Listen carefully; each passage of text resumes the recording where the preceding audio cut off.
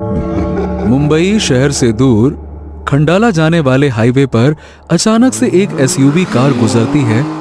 गाड़ी के अंदर विक्की और सनी शराब के नशे में झूम रहे थे। I can't stop, so baby pull me closer in the backseat of your Rover. भाई आज तो अपना फुल सीन है यार।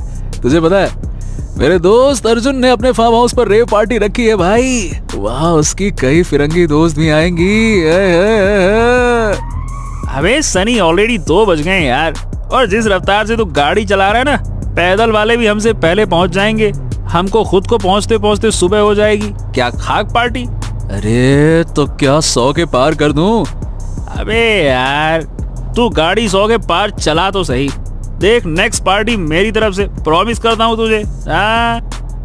अच्छा ये बात है, तो अब देख मेरा कमाल। So baby pull me closer. Sunny ने एक्सेलरेटर दबाया और स्पीडोमीटर का कांटा कुछ ही सेकंड्स में 100 के पार चला गया। अब मजा आया ना? इस हफ्ते तो जैकपॉट लग गई। 2 ग्रैंड पार्टी। ना ना ना ना ना ना ना। सनी ने गाड़ी 100 के पार तो कर दी थी, लेकिन कहते हैं ना कि रफ्तार जब जरूरत से ज्यादा बढ़ जाती है तो जिंदगी उस पर अपने तरीके से ब्रेक लगा देती है। गाड़ी तेजी से भाग ही रही थी कि अचानक से किसी चीज के टकराने की आवाज आती है। ओए, ये क्या आवाज थी? अरे कुछ नहीं, कुत्ता था यार। तू चलता रहा, चला तेजी से भगा भगा। सनी की रफ्तार ने एक कुत्ते की जान ले ली। वो बेचारा वहीं सड़क पर मर गया। तभी उस मासूम कुत्ते की लाश के पास से ऊंची सैंडल में एक औरत गुजरती है। थोड़ी देर बाद एक मोड़ पर सनी और विक्की को एक औरत लिफ्ट मांगने का इशारा करते हुए दिखी। वो लड़की बेहद खूबसूरत थी। सनी ने बिना कुछ सोचे समझे गाड़ी की रफ्तार धीमी की और झट से यू टर्न ले लिया।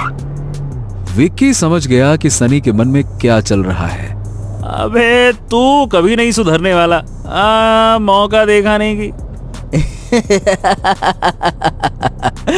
अरे डो डो डो। सनी खिलखिला के हंस उठा और उसने गाड़ी उस औरत के सामने लाकर रोक दी। वेल, आपको कहीं जाना है क्या? वो औरत धीरे से मुस्कुरा देती है। जाना तो बहुत दूर है, तुम कहाँ तक साथ दोगे? विक्की ने गाड़ी का दरवाजा खोल दिया और वो औरत अंदर बैठ गई। सनी ने गाड़ी स्टार्ट कर दी। तो इस वक्त आप यहाँ पे अकेली? क्या बात है, सब ठीक तो है ना? वो औरत खामोशी से बैठी रही। सनी के सवाल के जवाब में उस औरत ने एक दूसरा सवाल कर डाला। तुम्हें क्या लगता है शराब पीकर इतनी तेज गाड़ी चलाना अच्छी बात है? सनी और विक्की एक दूसरे को देखते हैं और फिर जोर से हंस देते हैं।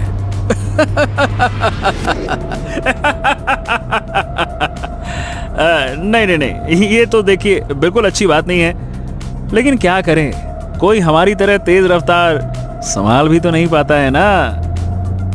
अच्छा तो चलो देखते हैं तुम कितनी रफ्तार संभाल सकते हो। उस अनजान औरत के ऐसा बोलते ही अचानक से गाड़ी की स्पीड अपने आप बढ़ने लगी और देखते ही देखते स्पीडोमीटर का कांटा 200 के पार हो गया। इतनी तेज रफ्तार संभालना सनी के बस के बाहर का था। उसने जल्दी से ब्रेक लगाया पर कोई असर नहीं हुआ। गाड़ी का ब्रेक खराब हो चुका था। सनी के साथ विक्की भी भौचक्का रह गया कि गाड़ी की स्पीड अपने आप कैसे बढ़ गई। सनी चिल्ला उठा, अरे स्टॉप स्टॉप स्टॉप, इसे रोको, ये स्पीड अपने आप कैसे बढ़ रही है? Vicky, what's going on? और ब्रेक भी काम नहीं कर रहा है। वो औरत हंसने लगी। बस इतना ही संभाल पाए तुम लोग? चलो कोई बात नहीं, हमारा और तुम्हारा साथ बस इतना ही था। अचानक वो पिछली सीट से गायब हो जाती है। विक्की और सनी गाड़ी को संभाल नहीं पाते और गाड़ी सीधा डिवाइडर से जाकर टकरा जाती है। इतनी तेज रफ्तार से टकराने की वजह से एसयूवी के परखच्चे उड़ जाते हैं। सनी और विक्की के सर पर इतनी गहरी चोट लगती है कि उन दोनों की गाड़ी के अंदर ही मौत हो जाती है। गाड़ी से थोड़ी दूर पर वो औरत खड़े खड़े उन दोनों को मरते हुए देख रही थी। तुम दोनों का मरना जरूरी था, वरना तुम जैसे लोगों की वजह से हाईवे पे जाने कितने निर्दोष इंसान और जानवरों की मौत हो जाती। तुम लोगों को सजा मिलेगी और मैं दूंगी तुम लोगों को सजा, सजाए मौत।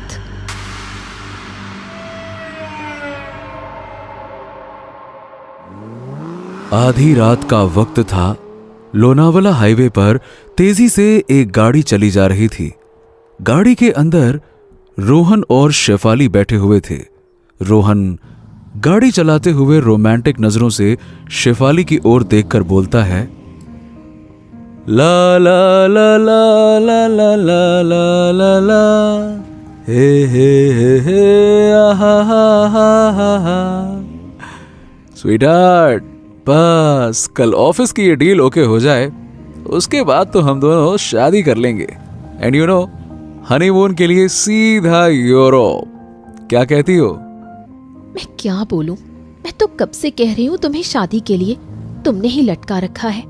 हर बार यही कहते हो, बस ये डील हो जाने दो फिर कर लेंगे शादी, पर तुम्हारी ये डील कभी पूरी होती ही नहीं है। ओहो, कम ऑन शेफाली, थोड़ा पॉजिटिव रहो यार। देखो, मुझे तो पूरा यकीन है कि कल ये डील ओके हो ही जाएगी।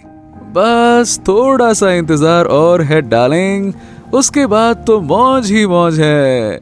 ला ला ला ला ला ला ला ला ना ना। शेफाली रोहन की प्यार भरी बातें सुनकर मुस्कुरा देती है। सब कुछ ठीक चल रहा था कि अचानक से एक दूसरी गाड़ी उन्हें ओवरटेक करती है और आगे जाकर सीधा एक डिवाइडर से टकरा जाती है। जोर का धमाका होता है। शेफाली और रोहन दोनों ही चौंक पड़ते हैं। रोहन एकदम से ब्रेक लगाता है। Oh shit! हे भगवान, उस गाड़ी का तो एक्सीडेंट हो गया रोहन। अरे होगा कोई बेवड़ा यार, छोड़ो ना। वीकेंड पे चढ़ा ली होगी और ले जाकर ठोक दी। कितना ही समझाओ, मानते नहीं है। ड्रिंक एंड ड्राइव करना है इनको, यही हाल होगा फिर। जैसे ही रोहन की गाड़ी उस गाड़ी के बगल से गुजरी, शेफाली की नजर ड्राइवर पर गई। ड्राइविंग सीट पर एक लड़की थी। शेफाली तुरंत चिल्लाई, स्टॉप रोहन, प्लीज स्टॉप, उस गाड़ी में एक लड़की है। क्यों चिल्ला रही हो Shefali? What's wrong with you? यार, हमें जल्द से जल्द पुणे पहुंचना है, कल हमारी बहुत इंपॉर्टेंट मीटिंग है। लीव इट यार। रोहन शेफाली को इग्नोर करके गाड़ी चलाता रहा। रोहन, गाड़ी रोको वरना मैं ब्रेक लगा दूंगी। रोहन ने झुंझलाकर ब्रेक लगा दिया। ओके फाइन फाइन, ये लो। लेकिन याद रखना शेफाली, अगर पुलिस का कोई भी लफड़ा हुआ ना तो तुम्हें ही समझना पड़ेगा। मैं किसी लफड़े में नहीं पड़ने वाला। शेफाली भागते हुए उस लड़की के पास गई। Hello, hey, are you okay? गाड़ी के अंदर से कराहने की आवाज आई। उस लड़की के माथे से खून निकल रहा था। उसने शेफाली की ओर देखा और फिर बेहोश हो गई। शेफाली ने दरवाजा खोला और लड़की को सहारा देते हुए बाहर निकालने लगी। रोहन बस खड़ा चुपचाप देखता रहा। उसे अंदर ही अंदर शेफाली पर गुस्सा आ रहा था कि कहां फंसा दिया उसने। शेफाली ने उस लड़की को जैसे तैसे करके अपनी गाड़ी में बिठाया। जल्दी से गाड़ी स्टार्ट करो, इसे हॉस्पिटल पहुंचाना होगा। पूरे मूड का कचरा कर दिया इसने। सोचा था रात में ऐश करूंगा। इस हाईवे पर हमेशा कोई ना कोई लोचा ही होता है, आना ही नहीं चाहिए इधर से। हॉस्पिटल की कोई जरूरत नहीं, आई एम ओके। मेरा घर पास ही है, मुझे वहीं छोड़ दो। शेफाली को उस औरत की बात समझ नहीं आई, क्योंकि अभी अभी उसका जबरदस्त एक्सीडेंट हुआ था और वो बिल्कुल नॉर्मल लग रही थी, जैसे कुछ हुआ ही ना हो। हे, तुम्हारा एक्सीडेंट हुआ है, तुम्हें इलाज की जरूरत है, तुम्हारे सिर से खून। शेफाली की नजर उस औरत के माथे पर गई। उसके माथे पर खून का एक कतरा तक नहीं था। वो हैरान हो गई। वो औरत शेफाली की तरफ देखकर मुस्कुराई। कहा ना, मैं बिल्कुल ठीक हूँ। रोहन को भी अचरज हुआ, पर उसने उस औरत से जल्द पीछा छुड़ाने में ही अपनी भलाई समझी। रोहन ने स्टीयरिंग घुमाया और एक कच्चे रास्ते की ओर बढ़ने लगा। रास्ते पर बिल्कुल सन्नाटा था, आसपास कुछ भी नजर नहीं आ रहा था। पर अचानक से सामने उन्हें एक घर दिखा जो कि अंधेरे में डूबा हुआ था। मेरा घर आ गया। रोहन ने उस घर के ठीक सामने गाड़ी रोक दी। वो औरत गाड़ी से बाहर निकली और शेफाली से बोली, थैंक यू सो मच।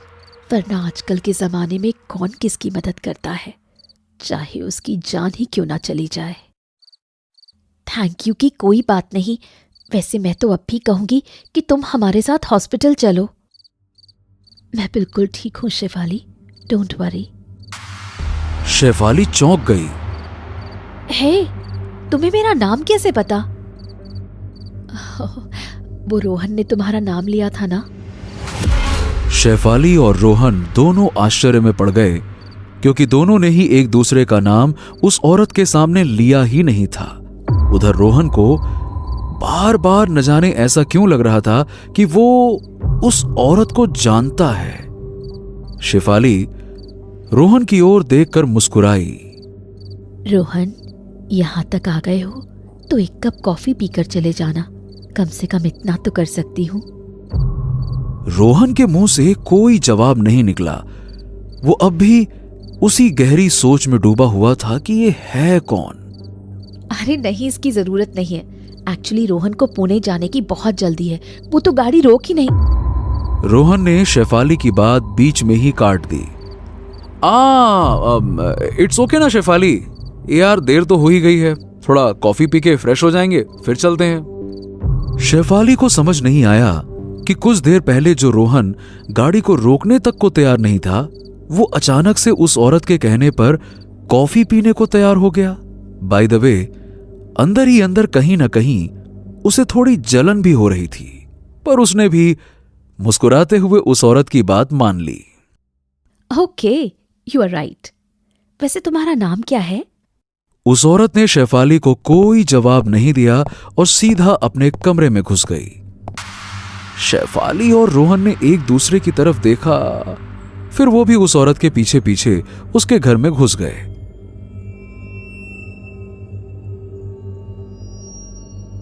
अंदर का माहौल थोड़ा अजीब था।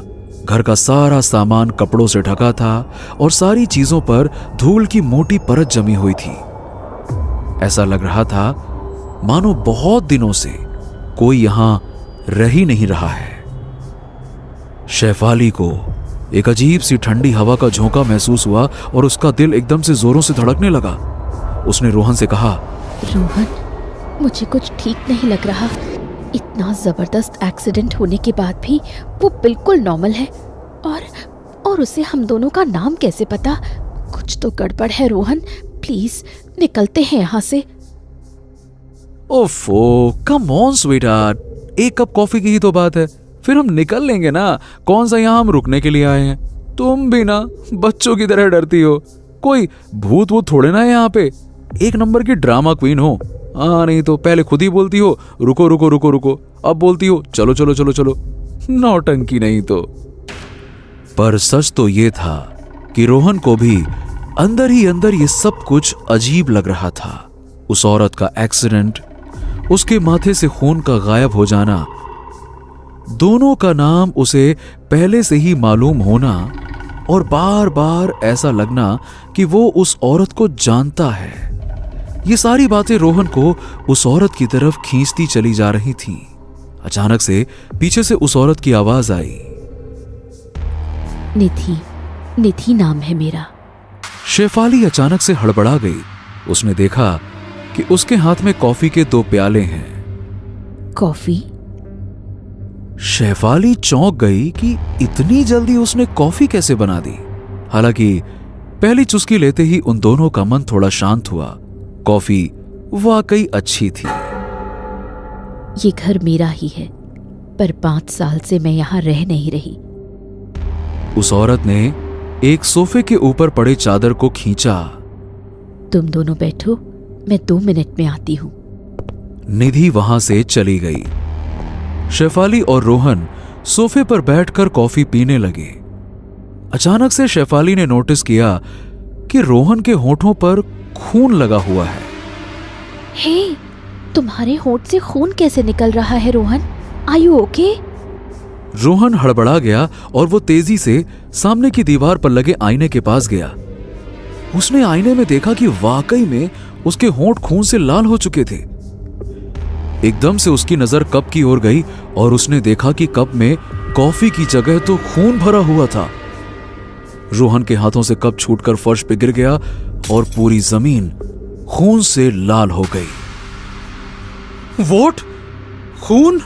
ये खून कहां से आया कॉफी में? ओ माय गॉड, शेफाली, ये कैसे हो सकता है? मैंने कहा था ना, कुछ ठीक नहीं लग रहा यहाँ।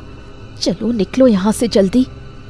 शेफाली और रोहन डर के मारे तेजी से दरवाजे की ओर भागे, पर तब तक देर हो चुकी थी क्योंकि हवा के एक तेज झोंके के साथ दरवाजा जोर से बंद हो गया। शेफाली और रोहन दोनों दरवाजा खोलने की जी तोड़ कोशिश कर रहे थे, पर कोई फायदा नहीं। तभी पीछे से निधि की आवाज गूंजी। क्या हुआ रोहन? कॉफी अच्छी नहीं लगी? रोहन डर के मारे थर-थर कांप रहा था। निधि अचानक से ठीक उसके सामने आकर खड़ी हो गई। निधि के पीछे एक बड़ा सा आईना था। उस आईने को देखकर रोहन की आंखें फटी की फटी रह गईं। उस आईने में निधि का कोई प्रतिबिंब नहीं दिख रहा था।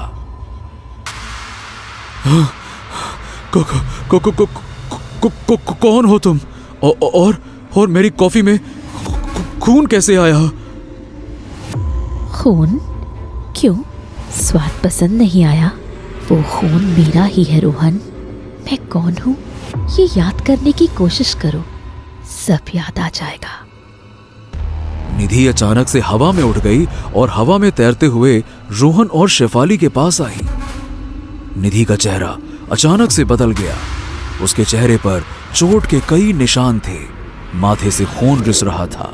ऐसा लग रहा था कि उसका घाव अभी अभी ताजा घाव है और उसे अभी अभी बहुत गहरी चोट लगी है। और यह देखकर रोहन और शेफाली दोनों की चीख निकल गई। देखो देखो देखो, प्लीज हमें कुछ मत करना। हम चुपचाप यहाँ से चले जाएंगे। हमें प्लीज छोड़ दो। शेफाली, तुम्हें मुझसे डरने की जरूरत नहीं। तुम्हें कुछ नहीं होगा। पर रोहन के कर्मों का हिसाब आज होकर रहेगा। ये कहते ही अचानक से रोहन का शरीर भी हवा में अपने आप उठ गया। निधि और रोहन दोनों ही हवा में टंगे हुए थे और एक दूसरे की आंखों में झांक रहे थे। निधि ने गुर्राते हुए कहा, अच्छी तरह देख रोहन इस चेहरे को और याद करने की कोशिश कर। रोहन ने बहुत गौर से निधि को देखा और अचानक उसे ठीक वही हाईवे और वही जगह याद आई जहां आज निधि का एक्सीडेंट हुआ था। वो कांपते हुए निधि से बोला,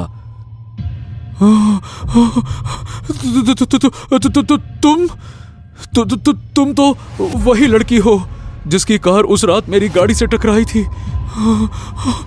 इसका मतलब क्या तुम उस रात मर गई थी और ये तुम्हारी आत्मा है? ये सुनते ही निधि गुस्से से चीख उठी। मर गई थी? नहीं रोहन, मैं मरी नहीं थी। मुझे तुमने मार दिया था। आज से 5 साल पहले इसी हाईवे से मैं ऑफिस से अपने घर लौट रही थी। तुम शराब के नशे में गाड़ी चला रहे थे। तुमने मेरी गाड़ी को टक्कर मारी। मैं डिवाइडर से टकरा गई। तुम्हारे साथ एक दूसरी लड़की थी, जैसे आज शेफाली है। उसने भी तुम्हें रोका था, पर तुमने एक ना सुनी। मैं खून से लथपथ अकेली वहां तड़प तड़प कर मर गई। निधि फिर से गुस्से में चिल्लाई, तुमने मुझे अकेले को नहीं मारा रोहन। मेरी एक बच्ची भी थी जिसे तुमने पैदा होने से पहले ही मार दिया। रोहन गिड़गिड़ाने लगा।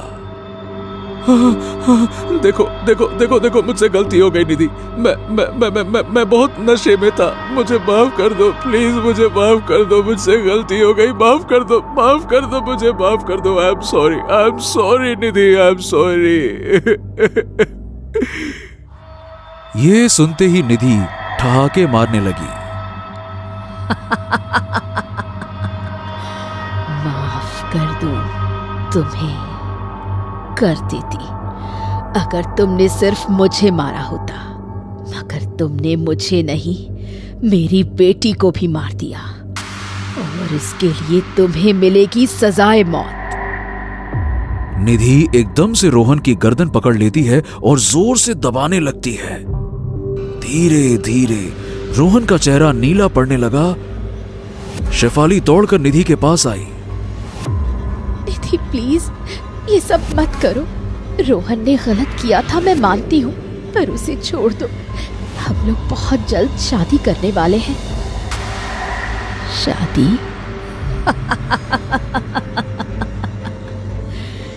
तुम बिल्कुल नादान हो शेफाली।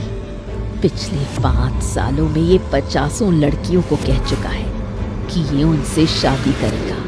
शुक्र मनाओ कि मैंने तुम्हें इसके हाथों बर्बाद होने से बचा लिया।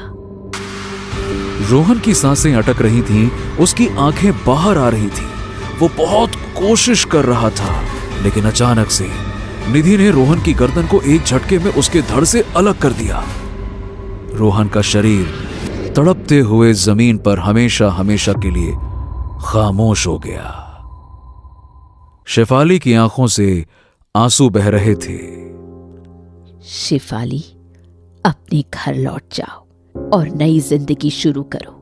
मेरी आत्मा पिछले 5 सालों से उसी हाईवे पर इसका इंतजार कर रही थी। आज मेरा बदला पूरा हो गया, अब मेरी आत्मा मुक्त हो जाएगी। अगले ही पल निधि की आत्मा अदृश्य हो गई। शेफाली चुपचाप सर झुकाए वहां से निकल गई। रोहन की लाश वहीं पड़ी थी और उसे अपने कर्मों की सजा मिल चुकी थी, सजाए मौत। दोस्तों, कैसी लगी आपको ये खौफनाक और रोमांचक कहानी? नीचे कमेंट करके जरूर बताइए। और अगर आपको ये कहानी पसंद आई तो लाइक, शेयर और भूतनाशक पार्टी को सब्सक्राइब करना ना भूलें।